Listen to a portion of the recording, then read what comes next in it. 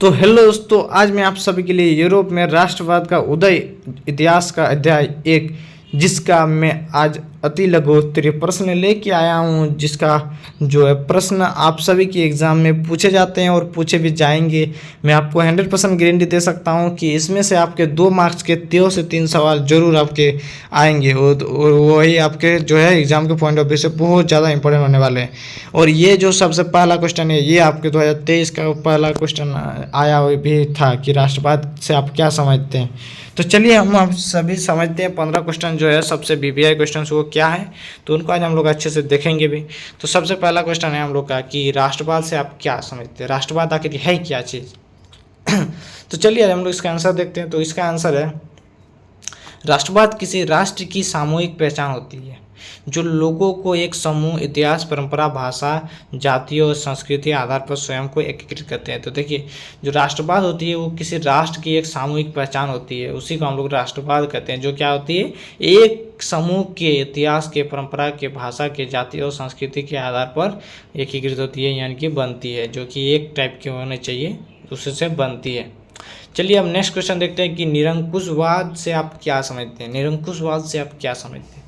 तो ऐसी शासन व्यवस्था और सरकार जिस पर किसी का कोई नियंत्रण नहीं रहता। इतिहास में ऐसी राजशाही सरकार को निरंकुश सरकार कहा जाता है, जो अत्यंत केंद्रीकृत और सैन्य बल पर आधारित होती है और दमनकारी सरकारें होती है। निरंकुशवाद, इसमें खुद क्वेश्चन आंसर दिखा रहा है कि निरंकुश, जिसपे कोई अंकुश ना लगा सके, उसको हम लोग निरंकुश बोलते हैं। तो एक ऐसी शासन व्यवस्था जिसमें क्या होता है, उसका किसी का कोई नियंत्रण नहीं रहता है, उसी को हम लोग निरंकुशवाद कहते हैं। और इतिहास में ऐसे राजशाही सरकार को निरंकुश सरकार कहते हैं, जो कि अत्यंत केंद्रीकृत होती है, यानी कि जो सेंट्रल लेवल से चलाई जाती है और उसका बहुत ज़्यादा सैन्य बल और आधारित पर जो कि दमनकारी भी होती है। नेक्स्ट की कल्पनादर्श यानी कि यूटोपिया क्या है, ये भी आपका एक बहुत ही महत्वपूर्ण क्वेश्चन है। तो ऐसे समाज जो कल्पना करना जो कि इतना आदर्श है कि उसका साकार होना लगभग असंभव प्रतीत होता है। जैसे हम लोग कल्पना बहुत ऐसे चीज़ों का कल्पना कर लेते हैं जिसका साकार होना असंभव है, तो उसी को हम लोग यूटोपिया कहते हैं। तो ऐसे समाज का क्या होता है, कल्पना करना जो कि साकार होना संभव नहीं है, इतना आदर्श होता है, तो उसको हम लोग कल्पनादर्श यानी कि यूटोपिया कहते हैं। ठीक है, नेक्स्ट में है फ्रेडरिक सैल्यू कौन था। देखिए, ये तो आपका सबसे पहला चैप्टर का अध्याय है, पहला अध्याय का जो है पहला कुछ लाइनों में आपको मिल जाएंगे इसका आंसर। तो है फ्रेडरिक सैल्यू एक फ्रांसीसी चित्रकार था जिसने 1848 ईस्वी में 4 चित्रों की एक श्रृंखला बनाई थी, जिसमें उन्होंने अपने सपनों संसार रचा, जिसमें माध्यम से उन्होंने गणतंत्र, स्वतंत्रता, ज्ञानोदय, राष्ट्रीयता और एक आदर्श के रूप में प्रस्तुत किया था। वो कौन थे? फ्रेडरिक सैल्यू। ठीक है, अब हम लोग 5th नंबर क्वेश्चन देखने वाले हैं, जो कि ये भी आपके क्वेश्चन बहुत ही महत्वपूर्ण क्वेश्चन है। राष्ट्र क्या है? व्हाट इज राष्ट्र? राष्ट्र क्या है? तो सामाजिक फ्रांसीसी दार्शनिक अस्नर रेनेन के अनुसार राष्ट्र समाज, नस्ल, धर्म या क्षेत्र से बना है। एक राष्ट्र लंबे प्रयास, त्याग और निष्ठा का चरम बिंदु होता है। राष्ट्र एक बड़ी और व्यापक एकता होती है, उसका अस्तित्व रोज होने वाले जनमत संग्रह से है। 6 नंबर है कि जनमत संग्रह अब क्या है।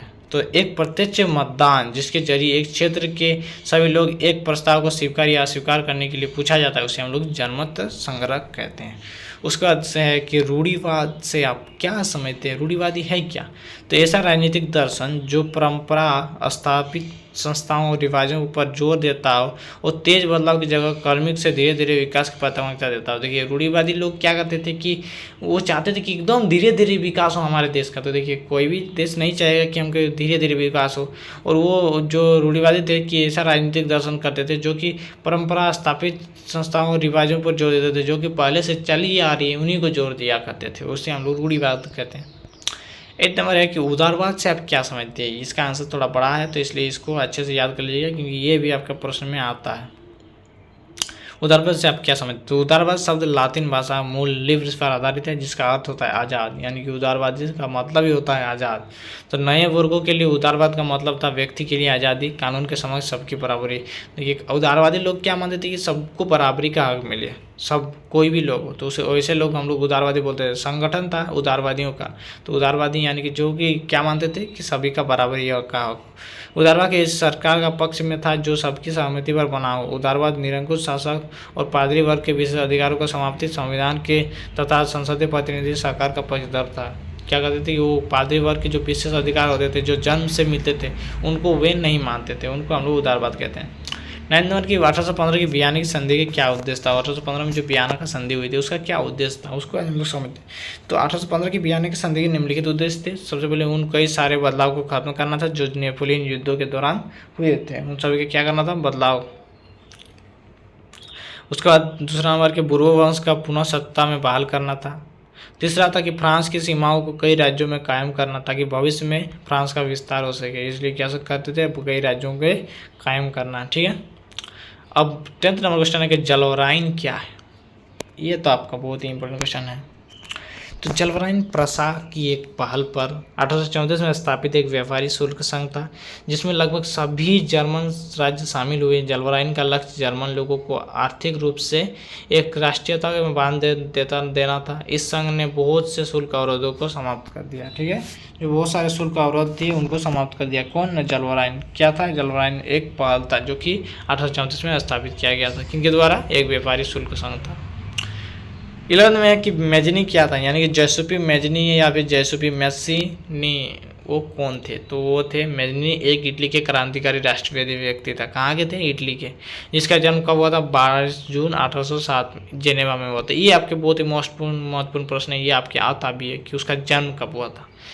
वो क्या थे? वो कार्बोनारी नामक गुप्त क्रांतिकारी संगठन का सदस्य था तथा 1831 में उसने यंग इटली और यंग यूरोप नामक दो भूमिगत संगठनों को भी स्थापना की थी, यानी कि बनाया था।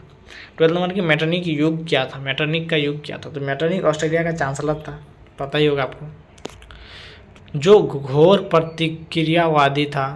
वह अपने राज्य में किसी भी प्रकार के सुधार के पक्ष में नहीं था। उसकी नीति थी कि शासन करो लेकिन कोई परिवर्तन नहीं होने दो, शासन करो लेकिन कोई परिवर्तन नहीं होने दो। 1815 से 1848 तक काल यूरोप में इतिहास में मेटरनिक युग के नाम से जाना जाता है। 1815 से 1848 तक क्या था? उसको हम लोग मेटरनिक युग के नाम से जानते हैं।